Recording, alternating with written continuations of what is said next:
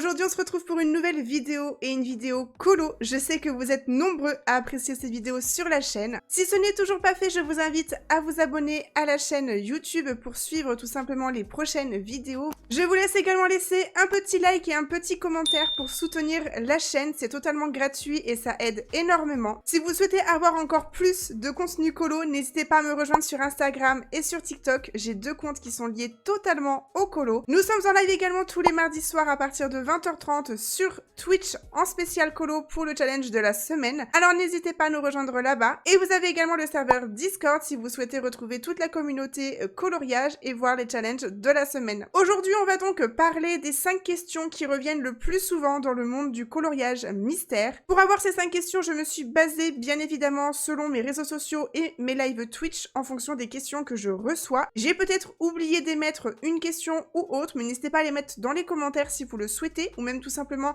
à ajouter des précisions dans ce que je vais dire. Il n'y a aucun problème, on est tous là pour pouvoir apporter notre petit savoir-faire dans le monde du colo et ça fait toujours plaisir. On va commencer par la première question qui revient assez régulièrement. Où est-ce qu'on peut trouver les livres de coloriage mystère? Ce sont des livres que vous pouvez trouver directement en magasin avec Cultura, Fnac, Espace Culturel Leclerc, Auchan et bien d'autres. Mais vous pouvez également les retrouver sur internet via Amazon. Attention si vous habitez en France, si vous faites des achats de moins de 35 € au niveau des livres, vous avez 3 € de livraison, vous payez la livraison au niveau des livres, donc vaut mieux peut-être le prendre directement sur place et c'est ce que je conseillerais également de faire pour pouvoir feuilleter le livre, voir s'il n'y a pas des défauts et surtout voir les visuels des solutions de vous-même. On me pose encore des questions liées au tome, donc je mets dans la même catégorie. On me demande souvent quel tome utiliser pour les débutants, pour ceux qui souhaiteraient se lancer tout simplement dans le coloriage mystère. Eh bien, vous avez une vidéo complète pour débuter le coloriage mystère qui est disponible sur ma chaîne YouTube.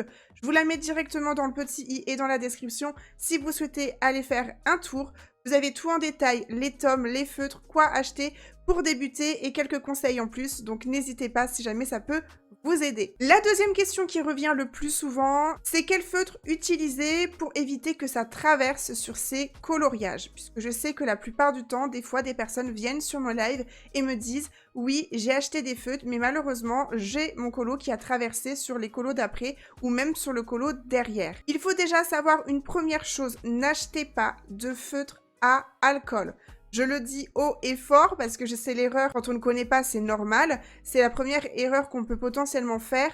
Les feutres à alcool sont donc à base d'alcool et donc sont très puissants. Ça va tout simplement traverser votre coloriage qui est déjà à l'arrière, mais aussi ça peut baver sur les feuilles d'après. Donc vraiment, ne prenez surtout pas de feutre à base d'alcool. Si vous avez besoin, ne serait-ce que de savoir si c'est des bons feutres ou autres, vous pouvez venir me voir en message privé sur Instagram ou même sur le serveur Discord pour demander si vous voulez tout simplement être sûr que vous achetez un bon pack de feutres. Il faut qu'il soit donc à base d'eau.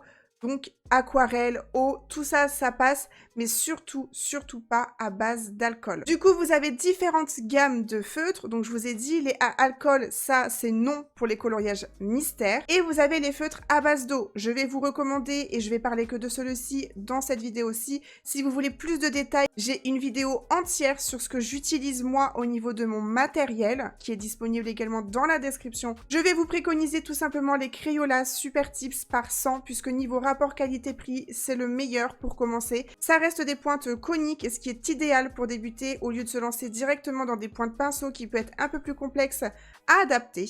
Et ensuite vient tout simplement la question au niveau des feutres, toujours dans la même catégorie, si vous préférez colorier avec des feutres à eau ou des feutres acryliques. Personnellement, j'utilise les deux puisque j'aime bien tout simplement jongler entre chaque colo, faire un colo à eau et un colo aux acryliques. Le rendu n'est pas pareil, mais la colorisation du colo n'est pas la même non plus. Des feutres acryliques, ce sont des feutres qui sont à base de peinture, qui ne traversent pas non plus votre feuille. Vous avez les Tooly Art, vous avez les Nice Tea, vous avez plein de gammes différentes au niveau de ces feutres-ci. Je vous laisse regarder ma vidéo sur le matériel si vous voulez voir un peu plus en détail à quoi ça ressemble. Du coup, les feutres à base d'eau feront potentiellement plus de traces sur votre rendu plutôt que les feutres à base d'acrylique qui feront moins de traces, mais ça peut également arriver selon le nombre de couches que vous faites. Comment choisir ça? Ça dépendra de vous uniquement, selon le rendu que vous préférez, selon comment vous êtes à l'aise, parce que les feutres à acrylique, certes, ça a un rendu qui est vraiment très sympa, mais il faut être à l'aise avec la pointe du feutre. Donc voilà, en ce qui concerne en tout cas les feutres à potentiellement choisir pour pouvoir faire du coloriage mystère. Vu que c'est un petit peu lié au feutre, on va passer à la troisième question, c'est comment éviter de faire des traces. C'est comment éviter de faire un maximum de traces sur vos colos. Il y a énormément de techniques différentes pour pouvoir faire votre propre colo. Bien évidemment, ici, je parle que de feutre, puisque c'est ce que j'utilise moi tout le temps. Vous avez la technique des traits, donc c'est de colorier sous forme de traits à chaque fois. Ça, vous pouvez faire de haut en bas à chaque fois,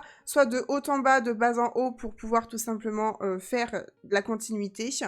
Ou alors, vous avez également la technique des ronds. Personnellement, j'utilise la technique des ronds. Je fais pas des tout petits ronds. Vous avez la possibilité de faire des tout petits ronds, bien en détail, de bien prendre le temps pour que vous ayez quasiment aucune trace. Moi, personnellement, je fais des ronds assez moyens, je vous avoue. Mais j'aime bien celles que j'utilise, en tout cas. Et mes rendus de colo sont plutôt sympas. Comme je vous l'ai dit, il n'y a pas zéro trace, mais ça reste très regardable. J'ai essayé, du coup, les deux techniques précédentes, celle au trait, et je préfère de loin celle en forme de rond qui, je trouve, laisse le moins de traces vis-à-vis des traits. Pour la quatrième question, ça va être lié aux deux précédentes, c'est pourquoi j'utilise un mouchoir lorsque je fais du colo avec les feutres à eau.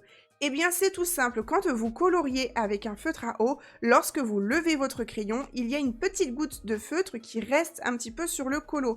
Et pour éviter qu'elle reste sur le colo et qu'elle tache et que ça fasse une marque en plus sur votre colo, eh bien, vous prenez le mouchoir et vous absorbez cette tache pour éviter que ça fasse un surplus au niveau de la couleur. Et enfin, la question qui revient aussi assez régulièrement, pourquoi est-ce que j'ai des trous sur mes nuanciers? Je vous montre un petit exemple bien évidemment à l'image. Ces nuanciers que vous voyez, ce sont mes anciens, je suis en train de les refaire, mais je garde toujours ce système de trous.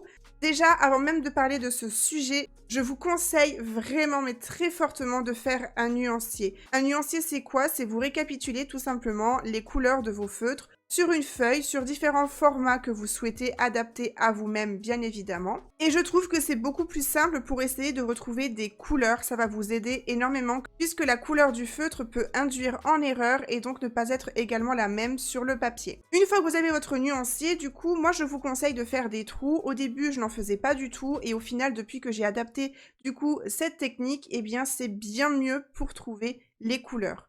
Vous avez tout simplement, à l'aide de votre nuancier et du petit trou, passer sur la couleur qu'il y a sur le nuancier en bas sur le colo, et vous allez tout simplement essayer de trouver la couleur qui se rapproche le plus vis-à-vis de votre nuancier. Et une fois que vous avez la couleur, vous avez juste à récupérer le numéro de votre feutre ainsi que la gamme, et au moins vous avez le feutre correspondant à la couleur, et c'est beaucoup plus pratique pour essayer de faire en sorte que la couleur se joigne le plus souvent possible.